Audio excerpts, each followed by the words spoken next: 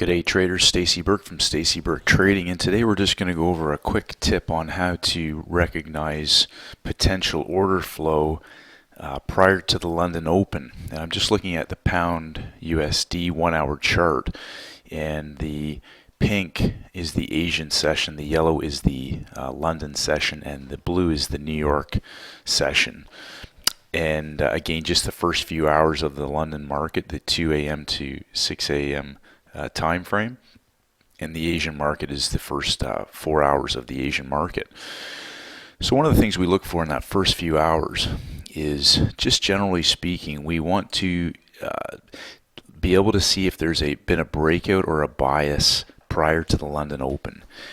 So if we just take this 29th of June as an example, and just looking at the last few days, we can see that there was a breakout. The market in the U.S. session was the order flow was down. The market rallied. There was a bullish rally into the Asian Open, but the Asian market stayed relatively range bound.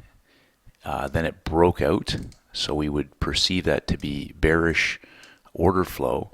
But then the market rallied towards the close of Asia. Into the first hour of London, we saw the market smash down and then pull back. Now, this is a really important type of pattern to identify. That first hour of London, the 3 a.m. Open, showed very bullish activity when the market had bearish order flow. And so what we want to see now is that if you look at the close of this market on that first hour of London, we're back inside of the range of that Asian market. Now, I'm just looking purely at order flow. So if we went down to the 5-minute chart, this is where things get interesting. And we'll just add the 20-period moving average on there. As I've said, we go to the 9:55 candle. I like to give the market that first hour to trade. So we see the market reverse that bearish drive.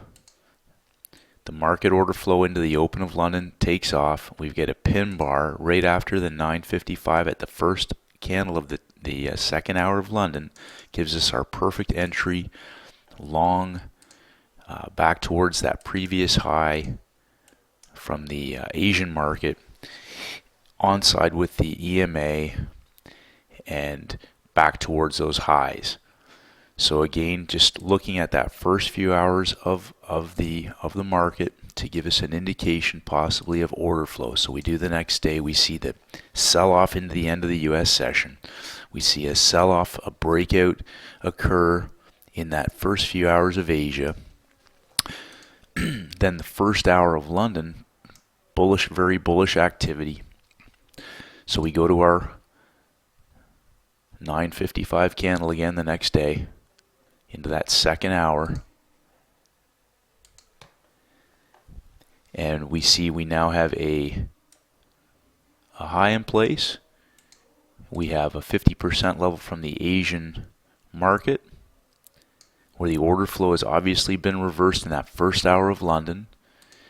We either have an opportunity to buy low in that supply part of the range, or we can buy back with the moving average as the market resumes its upward drive to retest the most recent highs. So again, we'll go to the next day. We see obviously quite a significant sell-off from the previous U.S. session. Opening into Asia, we see a bit of bullish activity and order flow. As we head into the London Open, we see the market rally south. Just bring that across. So we again go to our 5-minute chart. The next day, we wait our first 55 minutes so we can see the market auction down into the Open of London. We've got an area where potential supply exists from Asia. We've got our first hour of trade. So sellers may have entered the market somewhere up here. The market traded down, retested that range, Again, whipsawed a bit through here. That would have been an awkward unless you limit ordered that area, but you can see that the market consistently left tails up in this supply region and even gave the impression of possibly a rising ascending triangle, but that broke. We had a micro trend line break, and then finally the market did rally and sell off, and then obviously into the US session we saw that as well. So again, just looking at that first few hours in Asia to see if we can see either an indication of strong order flow or a trap being set. And again, we go into London Open, we look at that first hour of trade, we let the market tell us where the bias is, and we'll go to our next day. We put our 955 candle in, so we can clearly see we potentially may be into a range bound day where selling occurs up here and buying was occurring down here. At some point one of those is going to fail. And one more here. Again, we see a strong indication of an early sell-off into Asia. The market broke out in that first hour of London trading. The market headed south pretty strongly. I'll just head over there. We go to our 955 candle. Okay, and we've clearly got a market that is heading south. And we look for pullbacks. There's a gap filled here on the wick.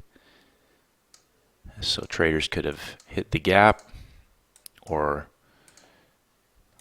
the break of the low. And again, that market actually sold off quite heavily into the US session.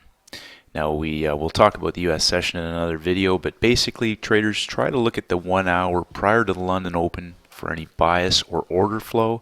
They can then go to the 5-minute chart to look for indications of confirmation with that, and then the first hour of London to give you any sort of bias or strong direction when the banks start trading. Hopefully that helps traders. Stay disciplined, stay focused, always manage your downside, and keep it simple, traders, and have a great trading day. Hi traders, it's Stacey Burke from Stacey Burke Trading. If you haven't done so, please head over to my website at staceyburketrading.com. I create updates on almost a daily basis, and I would love for you to receive them. Just click on the blog. If you want to enter your name and your email address, I'll send you my free audio program, the 7-Step Daily Routine for High-Performance Traders. This is essential knowledge for all traders in all markets, and this is for helping traders to master the market with discipline, confidence, and a winning mindset. I appreciate all your feedback and comments. As always, traders, stay disciplined, and may the markets go with you.